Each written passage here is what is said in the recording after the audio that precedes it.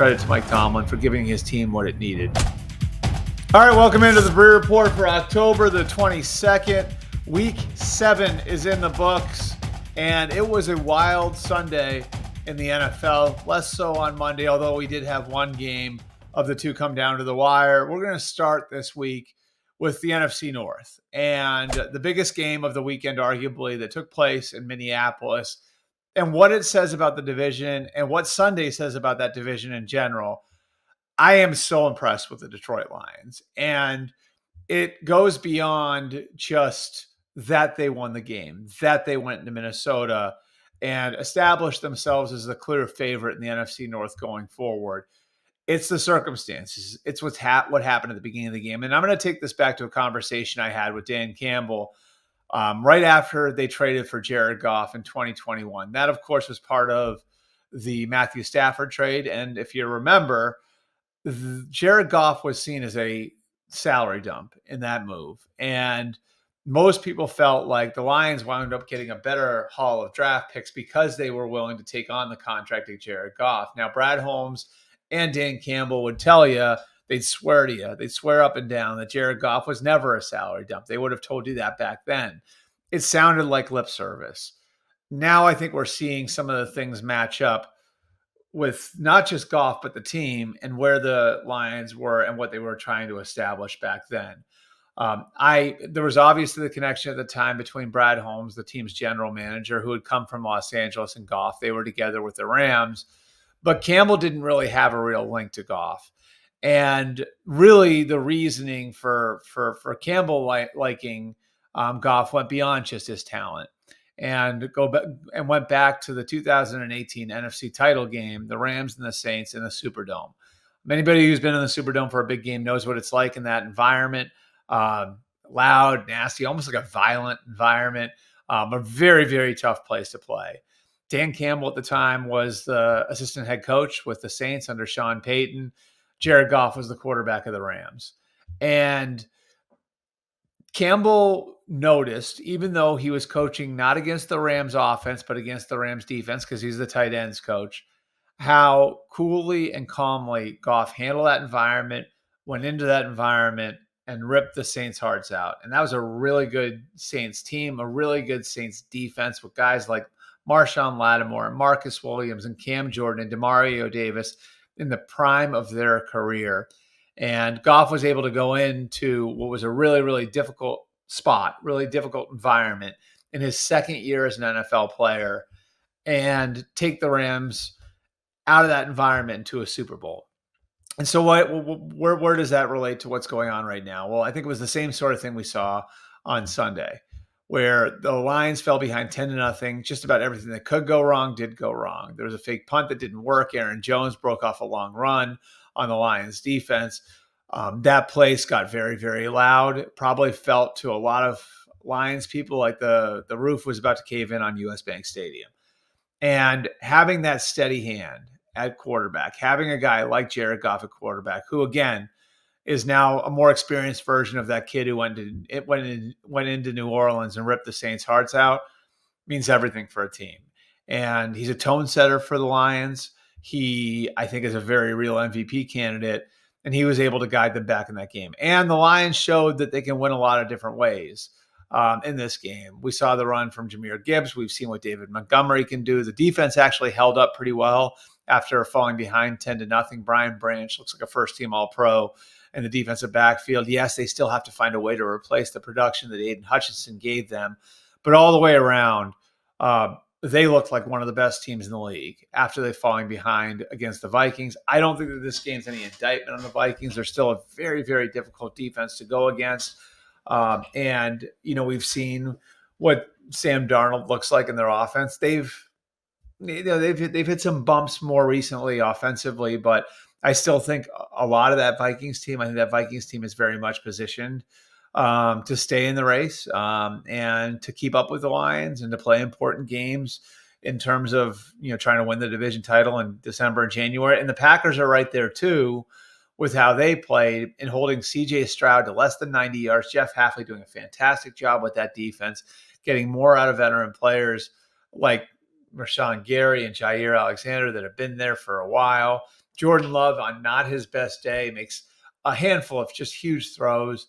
Early on, the touchdown throw to Tucker Kraft, the touchdown throw to Dontavian Wicks, hitting Wicks on a crucial 3rd and 2 on the last drive of the game, getting Romeo Doubs over the middle. Again, like not his best day, but he made critical throws when he needed to. So that Packers team looks very complete. And then you've got the Bears, who have also shown the ability to win different ways. Early on, it was despite Caleb Williams. That Titans game in the beginning of the year, they win that game largely on a blocked punt and a pick six. More recently, they're winning because of Williams. This looks top to bottom like the best division in football, and clearly the Lions are still the top dog after what transpired on Sunday. All right, our second topic, the 49ers. Where are they at? They're 3-4 right now. They look like a team that is still searching for what it is. Losing Brandon Ayuk for the year is a massive blow. Christian McCaffrey still on the sideline. Deebo Samuel having trouble staying on the field.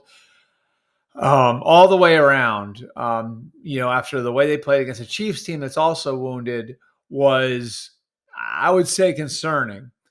But I'm not ready to hit the panic button yet. And there are a couple of reasons why. One, presumably they will get healthier. The hope is they get McCaffrey back after their bye.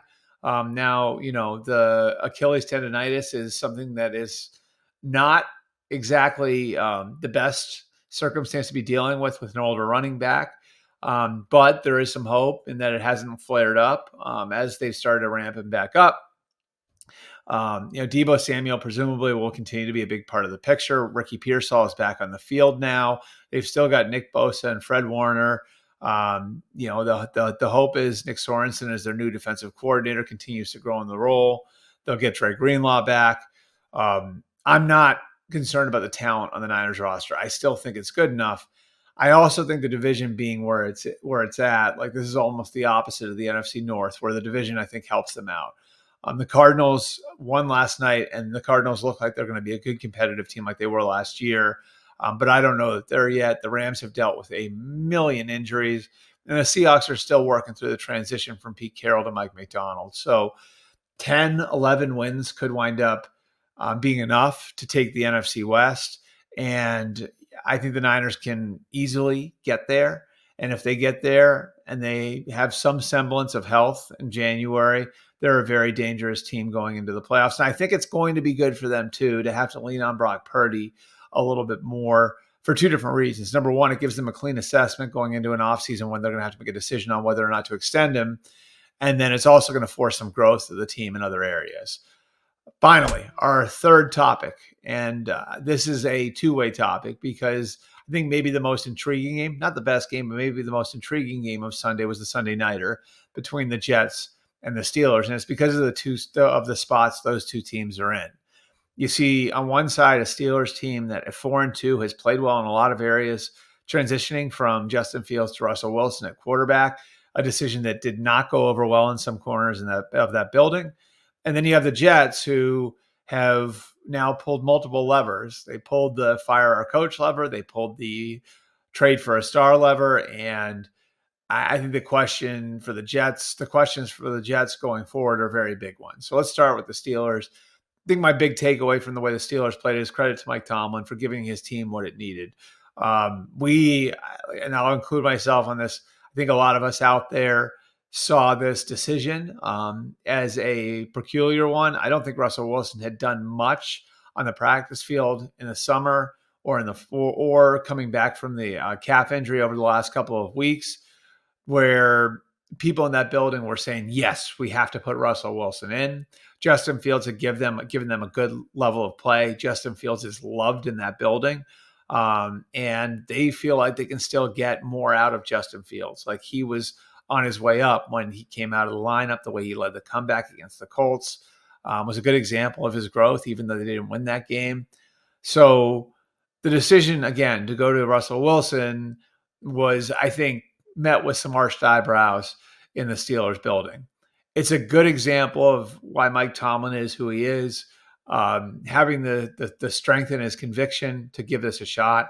I think the logic for it is actually relatively solid too. And we've been over this the last couple of weeks. I said if there was logic, this would be it. And I still subscribe to this idea that the logic is this gives you 2 shots, not 1 at getting quarterback right.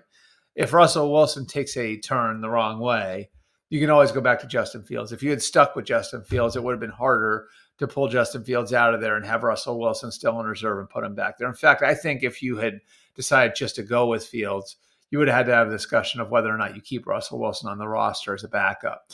So Russell goes out there and plays really well after a really, really shaky start. The first quarter, it didn't look like he started NC State. You get him out there in the second quarter, he gets a little bit more comfortable. The deep ball obviously adds something into the offense that maybe they hadn't had before with some of the throws he was making down the field to George Pickens. Is it sustainable? We'll see. But on this night, it gave the Steelers a very real spark. It gave them something to build on.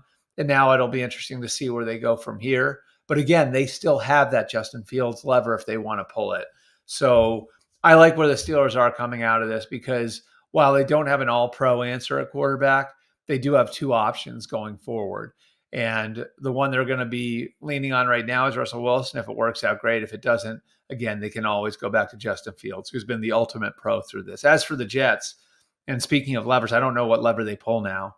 They fire their coach, they lose. They trade for Devontae Adams, they lose. Now they bring Hassan Reddick back, we'll see. But I think a lot of the fears of a lot of people in that building have come to fruition here.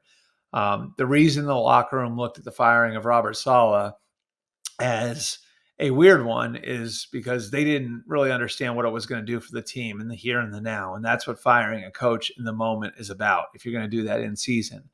And the logic a lot of the players had looking at this was, well, the defense is the strength of our team. We're taking the architect of the defense and Robert Saleh out of the equation. We're taking a really good defensive coordinator in Jeff Ulbrich and spreading him thin by making him the interim coach. And on offense, we're making the change that Saleh would have made to begin with. And I think you saw some of that stress on the team on Sunday against the Steelers. And, what you saw, I think, was a defense that was still, it just didn't look right. It just didn't look right end to end. That isn't playing to its talent now, which I think you wouldn't have said about them 3 or 4 weeks ago. And then the offense has all of these moving parts with a new coordinator, a new receiver coming in. It just feels like this is being pieced together right now. It feels like the puzzle pieces are being shoved together. And that's a really tough place to be in the middle of a season as an NFL team. So I'm not sure where this Jets team is going forward. They are fortunate to have a get-right game this week against one of the worst teams in the league in New England. But beyond that, they got the Texans on a Thursday night. That's in another national TV spot. That's ahead of the trade deadline. We've got a very, very interesting 10 days ahead for the New York Jets. That's it for our Breer Report for October the 22nd. We still got the mailbag coming this week, so come back from that. And, of course, we'll have another Breer Report for you on Friday.